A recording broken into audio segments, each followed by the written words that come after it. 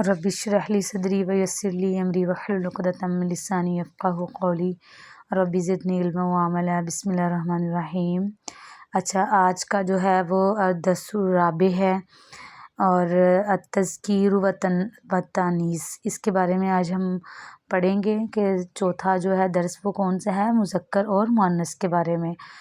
اچھا، مذکر اور مؤنث وہی میل اور فیمیل کا ہے اس کے اندر تصور، اور جنس کے اعتبار سے جو اسم کی دو قسمیں ہیں مذکر اور مؤنث، اس کو کہتے ہیں مذکر وہ اسم جس میں تانیث کی کوئی علامت یعنی مؤنث کی کوئی علامت نہ پائی جائے، جیسے ابن ہے اور ابن باپ کو جیسے کہتے ہیں۔ مؤنث وہ ہے جس میں تانیث کی لفظی یا تقریری علامت پائی جائے، وہ مؤنث کہلائے گا، جیسے ابنتن ارزن۔ مؤنث کی اقسام آگے۔ اچھا، یہ ابنتن تو تائے تانیث یہاں آ گیا، یہ والا تا، اور جو ارزن ہے یہ ابنتن کا جو ہے یہ تائے تانیث میں آ جائے گا۔ جو ارزن ہے یہ زمین کے بارے میں، اسم کی پہچان کے بارے میں آگے ہم مزید وضاحت دیکھیں گے کہ جو الفاظ جو عربوں کے ہاں بولے جاتے ہیں مؤنث، ان کو ہم مؤنث کہیں گے، اس لیے یہ جو ہے مؤنث کہلائے گا ارزن۔ مؤنث کی جو علامات ہیں وہ علامت کے اعتبار سے مؤنث کی جو ہیں وہ دو اقسام ہیں، مؤنث قیاسی اور مؤنث سماعی۔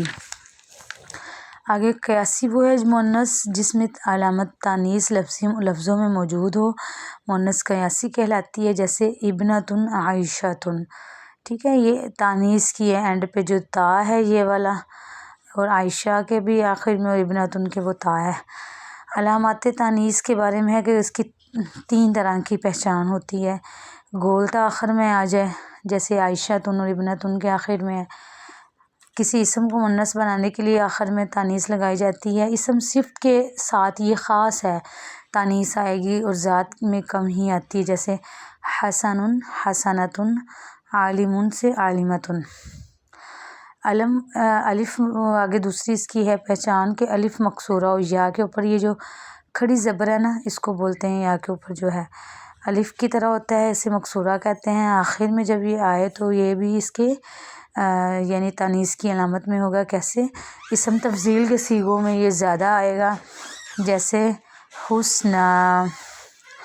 آگے ہے الف ممدودہ۔ الف ممدودہ، الف کے بعد جو ہے وہ حمزہ آئے تو ہم اس کو جو ہے لمبا کر کے پڑھتے ہیں، اس کو الف ممدودہ بھی کہتے ہیں، یہ بھی مؤنث کی علامت ہے، جیسے حمراء، صفراء، صحراء اور اقراء، یہ ساری سی مثالیں ہیں۔ مؤنث سماعی جو ہے وہ مؤنث جس میں تانیث کی کوئی علامت لفظوں میں نظر نہ آئے، وہ سماعی ہے، جیسے اس کے بارے میں کہا جاتا ہے کہ جو عربوں کے ہاں مؤنث بولا جاتا تھا نا لفظ، اس کے لیے یہ ہے کہ مؤنث کہلائے گی، تانیث کی علامت تقریری مان لی جائے گی، جیسے آپ کو پہلے بھی بتایا ارزن ہے، دارن ہے۔ مؤنث سماعی کی وہ چند مثالیں یہاں بتا رہے ہیں کہ کسی عورت کا جو مؤنث کے نام کے ساتھ بولا جائے، جیسے امن ہے، عروسن دلہن کے بارے میں، ہندن یہ نام ہے، یہ سب مؤنث ہیں۔ ملکوں کے جتنے بھی نام ہیں، مصر، شام ہے، روم ہے، یہ سارے کے سارے بھی مؤنث میں آئیں گے۔ جو جفت تعداد میں ہوں گے نام 2 والے، وہ سارے کے سارے کس میں آئیں گے؟ جیسے 2 ہاتھ کو کیا بولتے ہیں؟ یدن۔ رجلن پاؤں کو بولتے ہیں اذن، عین، یہ سارے اسی میں آئیں گے۔ تمام حروف تہجی جو ہے الفن، باؤن، تاؤن، ساؤن، یہ سب کے سب۔ اچھا، وہ جو نام جو عربوں کے ہاں بولے جائیں گے اس کے بارے میں کچھ یہ بتائے جا رہے ہیں، ارزن، حربن، خمرن، دارن، ریحن، سوکن، یہ سارے وہ نام ہیں۔ ٹھیک ہو گیا۔ اور اس کے علاوہ کچھ جو مردوں کے بارے میں خاص لفظ ہوتے ہیں، جیسے خلیفہ ہے، طرفہ ہے، علامہ، یہ سارے کے سارے بھی جو ہیں وہ اسی معنوں میں استعمال ہو رہے ہیں، مؤنث کے ساتھ ساتھ کچھ ہو رہے ہیں خاص اور کچھ مذکر کے ساتھ۔ اس کی وکیبلری جو ہے وہ یہ ہے، ذخیرہ الفاظ جو ہیں یہ آپ دیکھ لیں، اور اس کے ساتھ ساتھ جو ہے اچھا یہ آپ کا جو کرنے والا کام ہے نا، ایکسرسائز جو اس کی مشق نمبر 3 ہے، مدرجہ ذیل کا اردو میں ترجمہ کیجئے۔ یہ کل کی اسائنمنٹ بھی آپ کو کام ملا ہے کہ اس کا آپ نے اردو میں ترجمہ کرنا ہے۔ یہ مذکر، مؤنث اور مرکب جو ہم نے پیچھے پڑھ لی ہے، ان سب کی پہچان کو ذہن میں رکھتے ہوئے اس کا ترجمہ کریں گے، اور پھر یہ جو عربی میں جو ترجمہ آپ نے کرنا ہے وہ یہ ہے نیچے والا۔ ٹھیک ہو گیا۔